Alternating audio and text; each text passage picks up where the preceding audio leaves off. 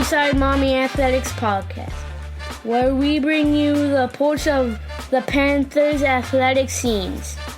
And I'm your host, Jeremy Schneider. Thanks for tuning in. Don't forget to order your Inside Maumee Athletics merch. We're lucky to be a part of the Juke Mode Here for Good campaign, where a portion of all sales goes back to the small business or nonprofit. We have IMA t-shirts for sale through March 23rd, and half of the money we make will go to the Maumee Athletic Boosters Scholarship Fund. If you're looking to support the work I do with IMA and the Boosters, head over to our social media pages or our website, InsideMaumeeAthletics.com, to find the link to pre-order a shirt. Again, the pre-sale is over on March 23rd, so time's running out. Our guest this week is Maumee softball coach Brian Jones. The Panthers have won back-to-back district titles, and with their young, talented roster, they're in a great spot to make it 3 straight titles. With proven talent like Bryn Mayer, Taylor Smith, Autumn Guger, Hannah Ruiz, Julia Kuchar, and Rain Hurt, we're right in the middle of what could be an unheard-of streak for Maumee softball. Jones talks about why the second district title maybe meant a little bit more, or at least something different to him and the team. How all of that success is affecting his players and their expectations heading into this season. Why it's important to have strong relationships with his players. And what he does to keep them fresh and prevent burnout at the end of a long school year. Here's my talk with Brian Jones.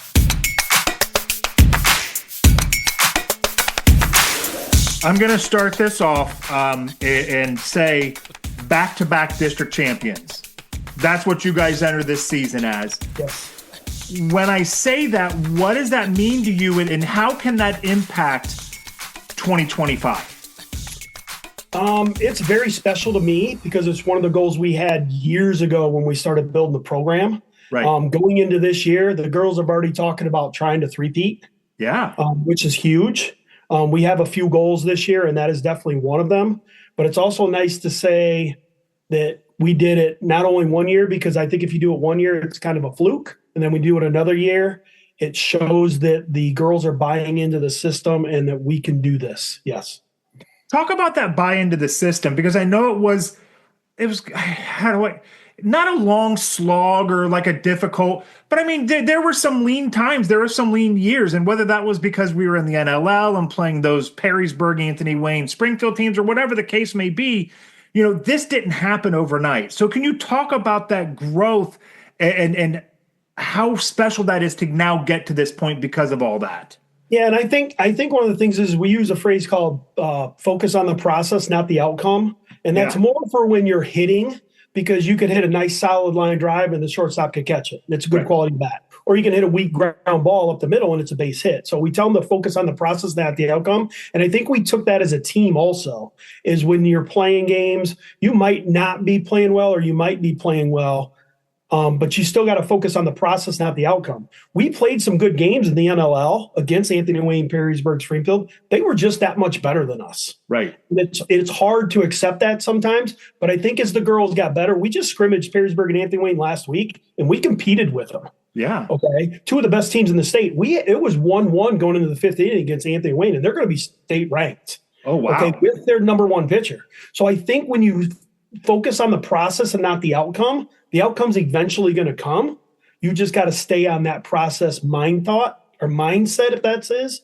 And I think the girls have bought into that. It started probably about 4 years ago. Right. And then we're slowly starting to get, now all the girls are like, we want more. We want more. And one of the phrases we started about 3 years ago, and they actually have on the back of their shirts this year is be happy, but don't be satisfied. Oh, I like that. Because we won a few games, and we were like, hey, we're happy, but let's not be satisfied. Let's go for more.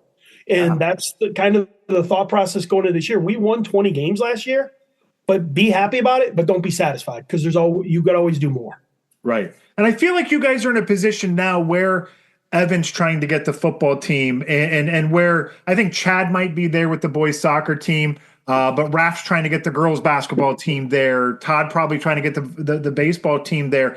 Is this something that can be translated to the other sports, and what can they learn from watching this process of what this softball team did? And I think it can. And actually, Brad Curon, I don't know, we work together. So yeah. He actually just asked me about that this morning. He asked me if he thought winning, starts breeding into other seasons, and I think it does, but I think it starts breeding into other sports too. Yeah. Because I think you saw some of that in the girls' basketball this year with Rain and Taryn playing together and Taylor Smith and all them playing together, and it fills in. And I don't know if you know this, but Lucy Porter is actually on our team as team manager. Yeah.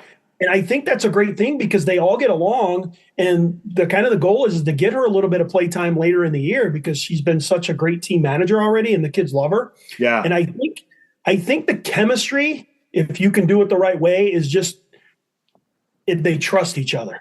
Right. I think that's huge. I saw it with the football team this year, going in from last year to this year. I've seen it with the girls' basketball team. I've seen it with the soccer team, and I think you'll see it in other sports to where. We all know winning in the NLL was tough, right? Yeah. But it's a mental thing now that they expect to not only be competitive, but some of these girls expect to win. Mm-hmm. I mean, I got some girls that like Rain Hurt when she doesn't get a base hit, she gets mad.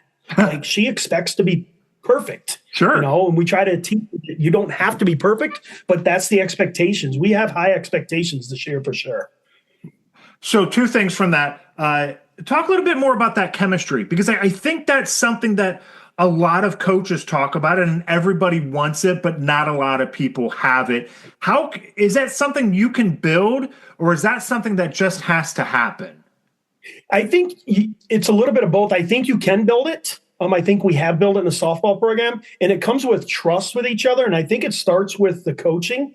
And I think it's called you build relationships, right? One of the things I think we've done great in our softball program is we go out and watch these kids when they're, in 6th, 7th, and 8th grade. Yeah.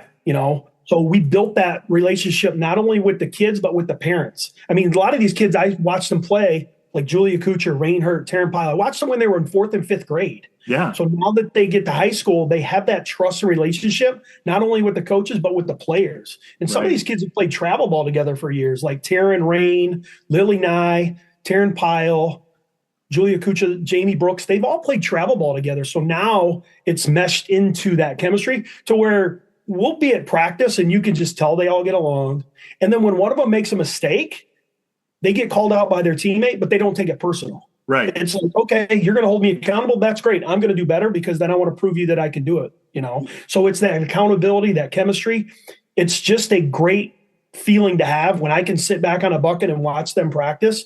Yeah. And I've always said player-led teams will be more successful than coach-led teams. This team is led by a bunch of true athletes that want to win. And it's a great feeling to sit back and watch. So you mentioned with somebody like Rain, when she doesn't get a base hit, she gets angry. And I know there's a few personalities like that on this team, I believe. That's a great thing to have because you want that competitiveness. But as a coach, how do you ride that razor's edge between letting them be that competitive, but also talking them off the ledge? Because that can be detrimental at times too.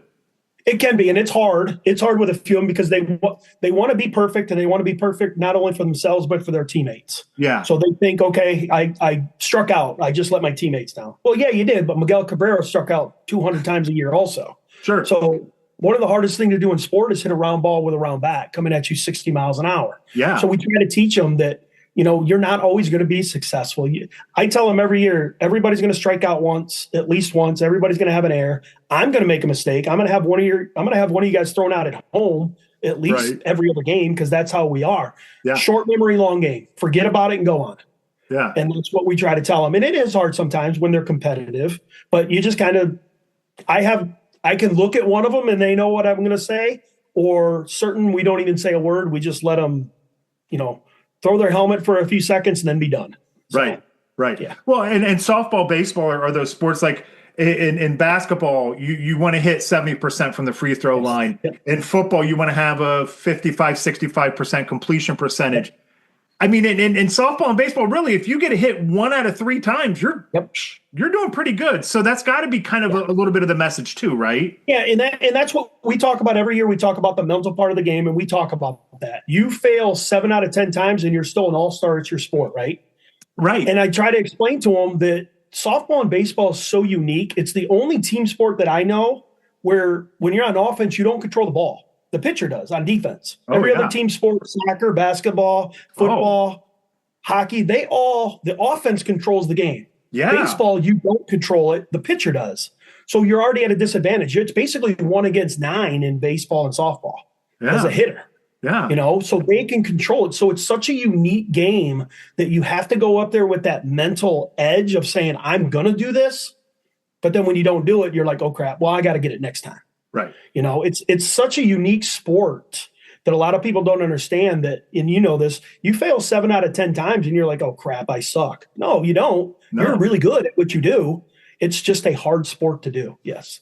I never thought about it that way. Yeah. That's a really and you're right. In every other sport, yes, the offense controls it. Every other team sport, the offense controls the ball except for baseball and softball. Yes. Wow, I never thought about it. That's incredible. That's a good way of looking at it. So, with that in mind, you've got a girl coming back, a junior in Hannah Ruiz, that is really good in that circle. Can you talk about having somebody like that? And I know you'll say it, Hannah will say it.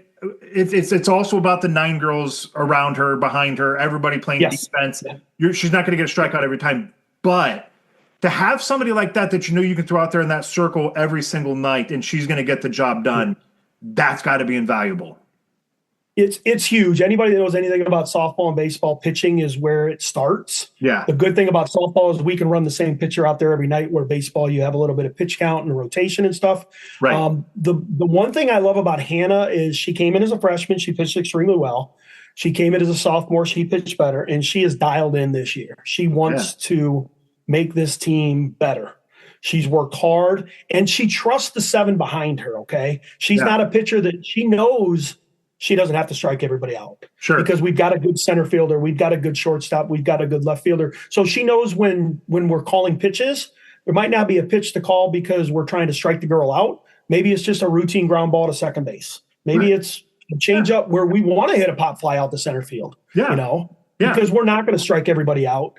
It's just not possible. It'd be great if we could have, 21 outs and 21 of them are strikeouts, but it's not going to happen. So I think she's learned to utilize her defense, throw a drop curve when it means, and then just have the girl roll her hands over and hit a weak ground ball to shortstop and get that out that way.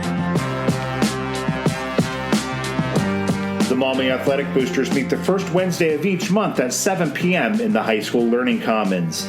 If you'd like to support the student athletes at Maumee High School and Maumee Middle School, you should consider getting involved. To find the full meeting schedule, find them on social media. We'll see you at the next meeting.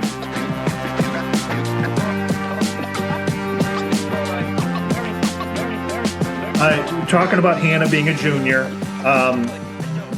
your junior and sophomore classes are absolutely loaded. You've got kids like Autumn, like Hannah, like Taylor, like Julia, like Rain, and then you get a senior like Bryn Mayer in there, who's just been consistent for you through these now 4 years.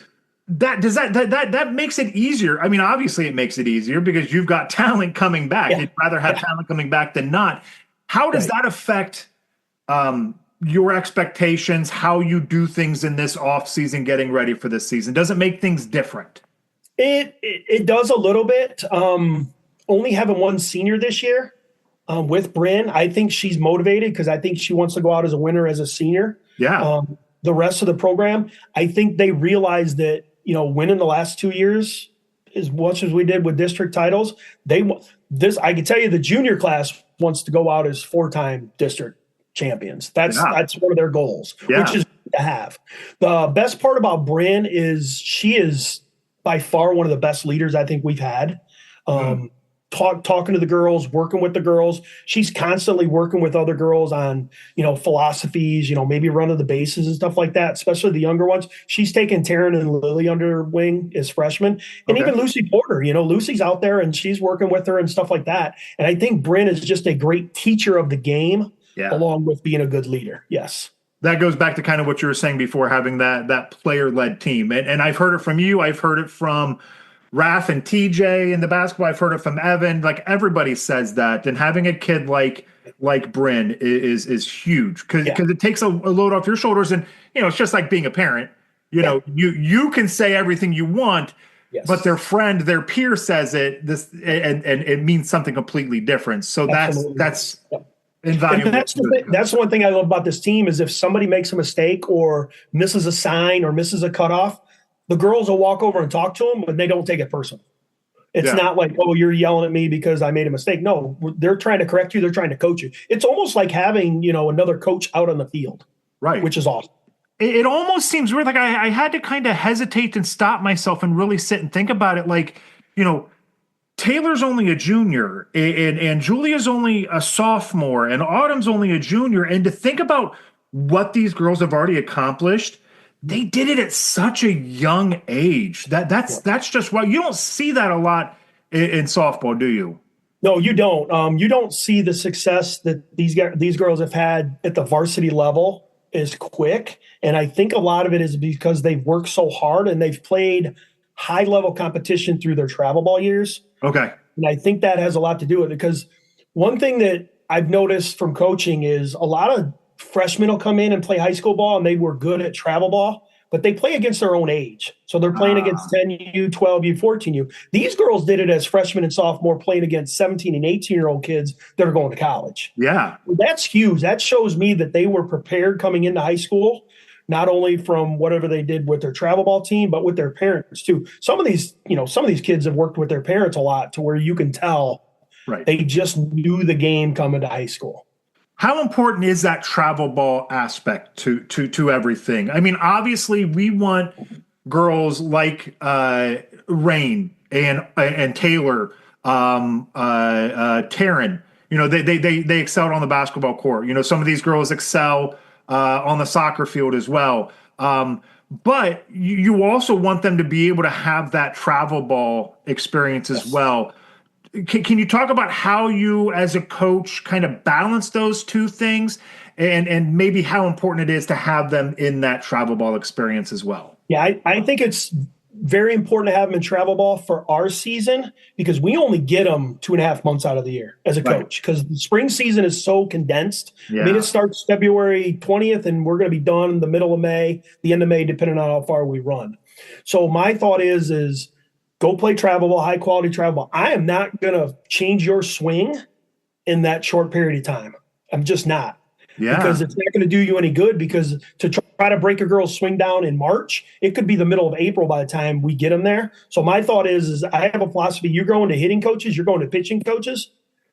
I'm going to teach you what they're teaching you. Okay. Right. So I know some of their hitting coaches. So like Taylor Smith, I know her hitting coach. Taryn Pyle, Autumn Guger, I know their hitting coach. So I'm using their lingo and their language to help them because if I bring them in and say, okay, well, you're going to do it my way, I'm probably going to mess them up by the time the season starts. Sure. Because they've been doing this because they're with their travel ball coaches for, 10 months out of the rest of the year where I get them 2 months. Yeah. Okay. And then I think travel ball is important because you're playing against different kids. You're playing against higher competition. Mm-hmm. You're playing against some of your teammates. Like, Taylor will play against Julie and stuff like that. And I think that's good for them to play against each other along with each other.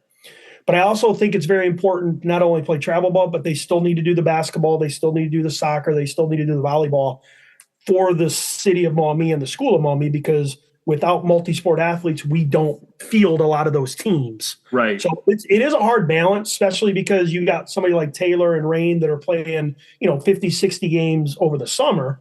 But you still want them to do basketball. You still want them to do other sports. And it is a challenge just because of what we do all over the summer, basically. So sure. So how important is it? I know this is a recent rule change.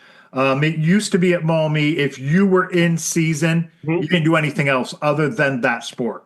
Yeah. Now they've changed the rules to where a kid can do open gyms with the approval of their in-season coach for that following season. So I'm sure you've had kids like Taylor and Rain and Taryn come to some of those softball open gyms. How much has that changed things for us here at Maumee to have that rule change? I think it's changed tremendously, and I think it's a good thing as long as we don't burn the athletes out. That was my only fear, is I didn't want Taylor going to basketball 6 days a week and then coming to open gym on Sunday when that might have been her only day off. Right. I just don't want to burn the student athletes out. I still think it's a good thing because when you're playing multiple sports, you've got to be able to do that, especially when you're looking at softball, when you're looking at hitting a ball. Timing and balance is everything. So if you take about 3 or 4 months off, you're going to struggle. So, but I'm sure basketball is the same way with foul shooting. Soccer's the same way with footwork. All the other sports, they still need to do it. I think it's a great concept that we had. I'm just afraid that you have some of these athletes that you'll burn them out if they do all the sports at once.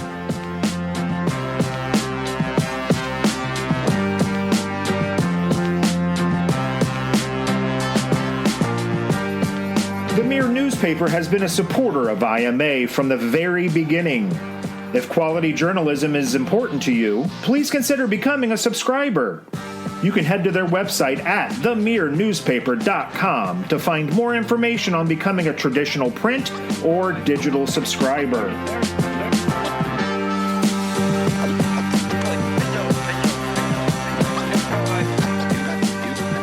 So how do you, as a coach, is there something that you can do? I'm sure you've had a kid or two who have shown signs of burnout, Yes. Whether that's early in the season or late in the season.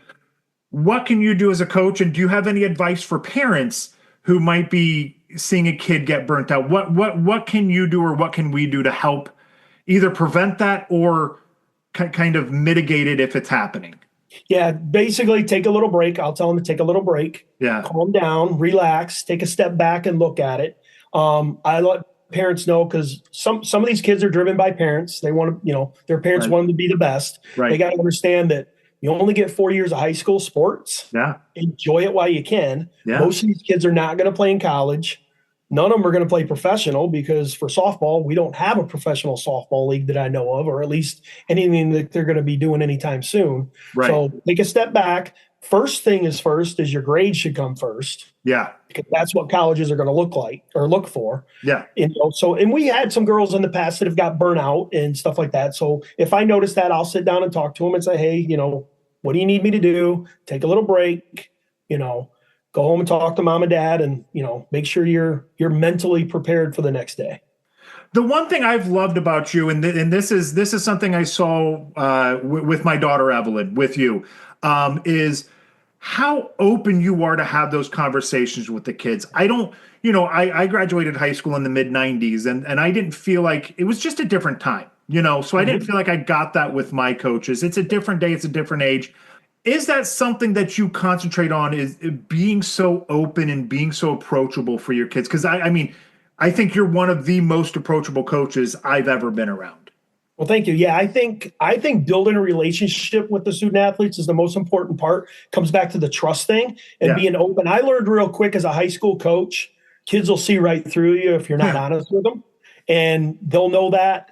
So be honest with them right up front, and have that. Sometimes they're hard conversations to have. Sure. They really are. To sit there and tell somebody that maybe they're not good enough to play varsity, or maybe they're not good enough to play a game that they love, that's a hard conversation to have. Yeah. But also, if you look at the real world, when you go to a job interview, you hear that sometimes, right? Oh, yeah. So not only is my job as a part of my job is to get them ready to play softball, it's also to get them ready for the real world. Yeah. We're trying to raise young women here. Okay. Yeah. And we know that the real world is kind of tough sometimes. So my thought is have that conversation with their, freshman, sophomore, junior, senior. And then they're like, okay, I'm going to go to the real world. Yep, I remember when Coach Jones told me this, or Coach Jones, corrected me on this. And, if it makes them a better person, then I'm good with it. Yeah.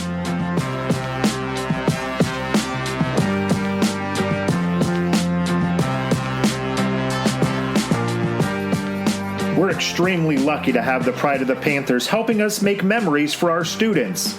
There aren't many communities or schools who have a group of talented photographers at almost all of our kids' events and games.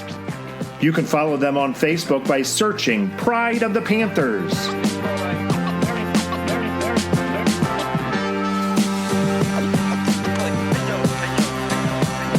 So we talked a little bit about the NLL just before. This is our second year going in the NBC. How has that transition been? How has that benefited the program? Have there been any detriments to the program? Now that we know what we're facing in the NBC and how it goes, what's now your take a year into it? 2 years, 2 years.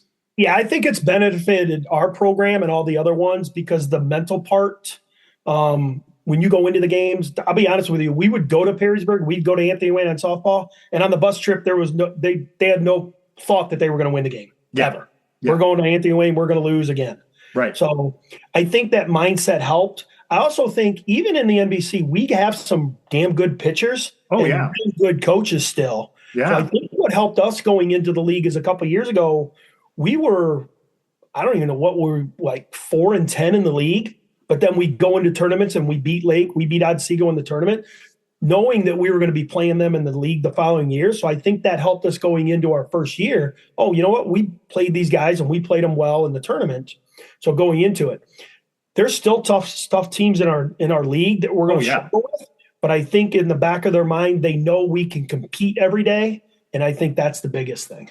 That's the one thing, and with Evelyn being a basketball player, it was, and even as her dad, you go to play those Anthony Wayne and Perrysburg, and you really want to say, yeah, we might have. Yeah. At a certain point, it's not. It's the question is how much are we going to lose by? Can we keep this within 50 points in basketball? Can we keep this within 6 or 7 runs in softball? So even if we don't win, and we're not going to win every NBC game.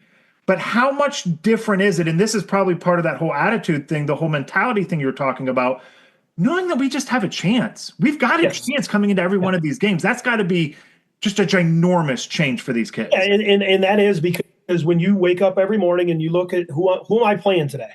Well, we got a chance. Right there, you've already told yourself you can. We have a phrase that, softball, can't is the worst word you can use in sports. If you tell yourself you can't do something, you're not going to do it. Right. So that's one word I'll make the kids run if I hear them say that word. I love it. If you tell yourself you can't hit a ball, then you've already failed. Yeah. Yeah. So tell yourself every day. But it was tough. I mean, I would remember getting on the bus going to Anthony Wayne and tell myself, we're probably not going to win, or at least play. We might not even play 5 innings. We might get run ruled because that's how good they were. It wasn't because we were not a good team. They were just that much better.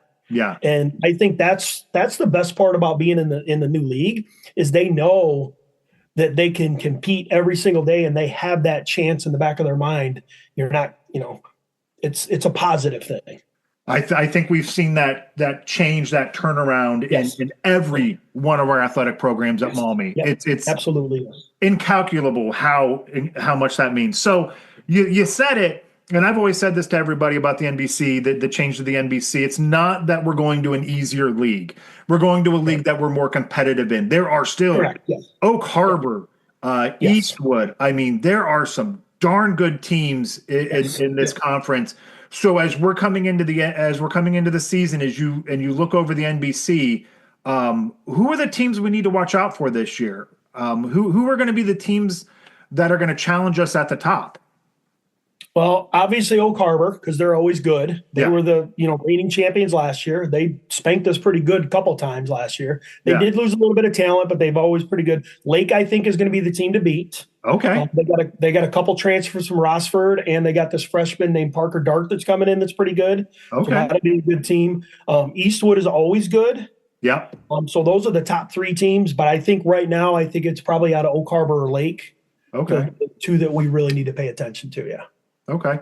How do you set up knowing that, and maybe this isn't true so much for softball as it is for some of the other sports, because we are now the big fish in that pond. Do you set up your non-conference and you scrimmage Perrysburg and Anthony Wayne, so you're facing those big teams. Do you consciously try to get your non-conference to be a little bit bigger, a little bit more challenging, because you're going to need that? Yes. So one of the things we did this year is we've scrimmaged Perrysburg, Anthony Wayne, 2 of the best teams and best pitchers in the league or in the state. In the state, we got St. Ursula tomorrow, who have a great pitcher. Oh, yeah. Last name was Bauer. She throws about 65. And then we have Whitmer on Wednesday. Wow. So the thought was we're going to have 4 scrimmages real quick to find out how good we really are and what we need to work on. And we still did do a good non-conference. We're playing Southview. We're playing Northview. We've got Springfield. Okay. And then this year we're going down to the Prebus tournament, which we're invited to. So it's basically a tournament where they take the top 16 teams from each division and they play. Wow. So we're playing like Matthews, we're playing Elyria Catholic, and I can't remember the other team, but they were like 24-4 and 26-6. Whoa. So we're still playing a good, hard non-league schedule. Yeah. Because the goal is obviously, like we did a couple of years and last year, is get that nice little run at the end. Right. And my thought is you're not going to get better if you're not playing really good, quality pitching, solid coach teams. Yes. Right. So what are the goals? What are the expectations for this season for Maumee? I mean, obviously a three-peat is got to be there, but other than that, what are goals and expectations? Yeah, three-peat is one of them. They want to win the league. They think this is the year where we could probably do it, which, it's going to be tough because Lake's going to be good. Oak Harbor's going to be good. Sure. But, I mean, we were 10-4 in the league last year. We were right up there. Yeah. Oak Harbor beat us twice. We lost one to Eastwood and lost one to Genoa. That's part of their goal. They want a three-peat for sure. They want to make a state run. They want to make it either to the Elite Eight or Final Four. Okay. And then obviously back-to-back 20-win seasons because last year, and I still can't confirm this, but I think it's the first 20-win season for Maumee softball history. Okay. Last year was, and I know they want to do that again this year because they want to be able to say they did back-to-back 20-win seasons. So yeah, for sure. Yeah. You make it to the regional and you got to think, okay, this is fantastic. We're one of the, what would that be at that point? 8 best? 8, yeah. Yep. Yeah, one of the 8 best teams in the state. But you walk away with a loss, and a loss is still a loss. What have you and what have the girls learned from these last 2 seasons, those season-ending losses in the region, that can maybe help this team kind of get over that hump? And I hate to say get over that hump, because I mean, you're back-to-back district champs. That's nothing to sneeze at. But to kind of get that, to keep that rolling. Well, the one thing I told the girls not only 2 years ago and last year, if you look at the 2 teams we lost to 2 years ago, Talmadge, they ended up winning it all. And then last year, Bryan finished second. So they both made it to the. So what I tried to explain to them is, yes, we got here. Be happy, don't be satisfied, but see the teams that beat us. If we can knock them off, then we have a chance to make it to that next step. Like Talmadge was a really good team. Yeah. Which we, if we don't make a couple mistakes early, we might win that game. And then last year, I think we rolled into Bryan and thinking that we played him earlier in the year, we got a lot of hits. Then it kind of carried into like, oh, hey, this is Bryan. But that pitcher is going, if I'm not mistaken, I think she's going to like North Carolina or something like that on a scholarship. Yeah. So we lost to 2 really, really good teams. But what I try to explain to them, if we want to beat those really, really good teams, we got to focus on the little things, is what we've done a lot this year in practice. Okay. Is we focus, we started a little phrase, I can't remember, I'm trying to think of practice. I can't think of the phrase right now. It's basically keep practice until you can't get it wrong, basically. Okay. So keep practicing until you can't get it wrong. There's a phrase, and I'm drawing a complete blank right now, but yeah. So it's the little things they're working on. It's the little bunts. It's the little, your angles around first to second. Delay steals. If you were at the Bryan game last year, they delay stealed on us like 3 times. Okay. The little things like that is we're starting to work on, yes. And when you get to that point in the season, when you get to that point in your program, those are the things that is the difference. Yes. Yeah. Yep. Between the really good teams and the great teams. And some of his experience too. If you look at Talmadge, they had been in that situation a lot more than we have. Yeah. So if you go in there, it was great to be there, but they'd had kids that have won state championships before. Yeah. Bryan had been there a couple of years ago also. So I think as we keep getting there, maybe that deer in the headlights thing won't show up, which I'm not sure if it did, last year against Bryan. I think we just lost to a better pitcher in Taya last year. She pitched outstanding. Yeah. And she did for the rest of the tournament. There's a reason why they made it to the championship game. So, all right. Well, that's all I got for you. Okay. So I really do appreciate you taking the time with me to speak before the season starts. And I know this is an exciting season. It's going to be another great season for the Maumee girls softball team. So good luck this season. And again, thank you for taking the time with me. Well, thank you. I want to thank you for everything you do. I know it's very time consuming to do these calling games and all that. So I want to thank you and Darcy, because I know you guys put a lot of time in for everything at Maumee. So we really appreciate what you guys do. It's my pleasure. People like you definitely make it easy and definitely make it worth it. So thank you. Well, thank you very much. I appreciate it.